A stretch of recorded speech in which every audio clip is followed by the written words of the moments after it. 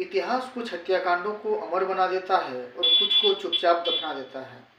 पूरा भारतवर्ष जब 1 जनवरी को जश्न मना रहा होगा, हर जगह आतिशबाजी हो रही होगी और जब नए साल की शुभकामनाओं में डूबा रहेगा, उसी समय झारखंड की धरती पर यह दिन शोक दिवस के रूप में मनाया जाएगा।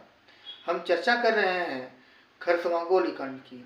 क्या आप यह जानते हैं कि आदिवासियों का एक ऐसा जलियांवाला बाग है के नाम से जाना जाता है, जिन्हें खरसवां गोलीकांड यानी कि 1948 की खरसवां गोलीकांड, जो आदिवासियों का जलियांवाला बाग हत्याकांड के समतुल्य है। 1 जनवरी को आदिवासी समुदाय काला दिवस के रूप में मनाता है। आज की यह कहानी सिर्फ इतिहास नहीं है, यह न्याय, पहचान और स्मृति की लड़ाई को इंगित करता है। खरसवां, आज का सरायकेला खरसवां जिला, कभी एक स्वतंत्र रियासत के नाम से हुआ करता था।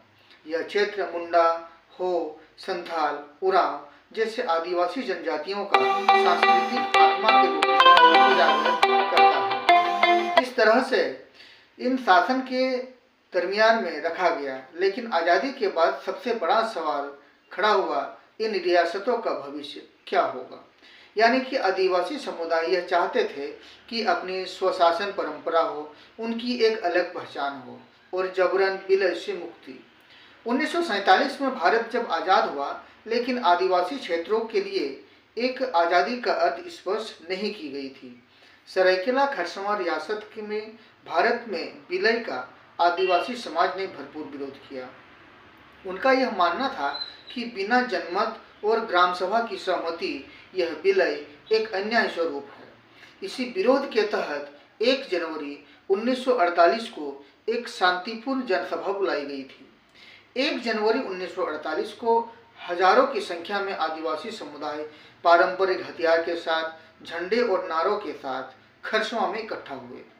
ना कोई हिंसा, ना कोई तोड़फोड़, सिर्फ अपनी बात रखने की आज़ादी के लिए वह एक जगह एकत्रित हुए थे। लेकिन प्रशासन ने इस सभा को विद्रोह मान बैठा और फिर बिना चेतावनी के ही गोलियां बरसानी शुरू कर दी गई। लोग भागते चले गए, बच्चे गिरे, महिलाएं चीखी चिल्लाई और धरती संपूर्ण लाल होता चला गया। सरकारी आंकड़े दर्ज नहीं हुए, लेकिन आदिवासी स्मृति यह कहती है कि सैकड़ों लोग वहां मारे गए थे। मृतकों की संख्या कभी दर्ज नहीं की गई है। कई शवों को बिना पहचान के दफना दिया गया। ना कोई आयोग बना, ना कोई राष्ट्रीय बहस चली इसमें, और ना कोई स्मारक बना। इतिहास की किताबों में खरसवां को एक फुटनोट्स की तरह नसीब नहीं हुआ।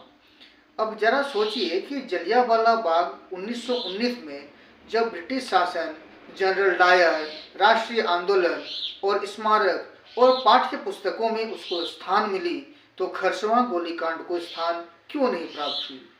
क्या यह स्वतंत्रता भारत, भारतीय प्रशासन, आदिवासी आंदोलन और चुप्पी और उपेक्षा को आहत करता है।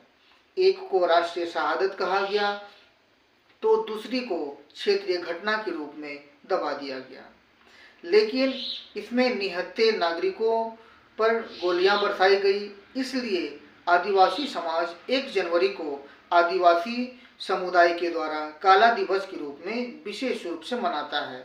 यह दिन जश्न का दिन नहीं है, सवाल का दिन है कि यह पूछना चाहिए कि क्या आज़ादी सबके लिए बराबर थी या आदिवासी समुदाय के लिए आज़ादी मायने नहीं रखता है। आज भी जल, जंगल और जमीन के सवाल वैसे ही खड़े हैं। इस तरह से खरसवां सिर्फ अतीत नहीं है, यह वर्तमान का एक आईना प्रस्तुत करता है।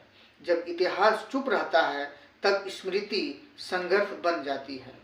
इस तरह से खरसवां कोई घटना नहीं, यह एक चेतावनी था। और अगर जलियांवाला बाग हमें आज़ादी का मूल्य सिखाता है, तो खरसवां हमें न्याय की अधूरी कहानी भी विशेष रूप से बताता है। अगर आप यह चाहते हैं कि खरसवां गोलीकांड को राष्ट्रीय पहचान प्राप्त हो, तो इस वीडियो को ज़्यादा से ज़्यादा लोगों तक शेयर किया जाए। कमेंट में लिखिए कि खरसवां आदिवासियों का जलियांवाला बाग के समान था या नहीं था। और ऐसे दबे हुए इतिहास के लिए चैनल को सब्सक्राइब करना ना भूलें, और वीडियो पसंद आए तो लाइक करिए, इसी तरह से और नए वीडियो के साथ हम लोग मिलते हैं। तब तक के लिए जय हिंद।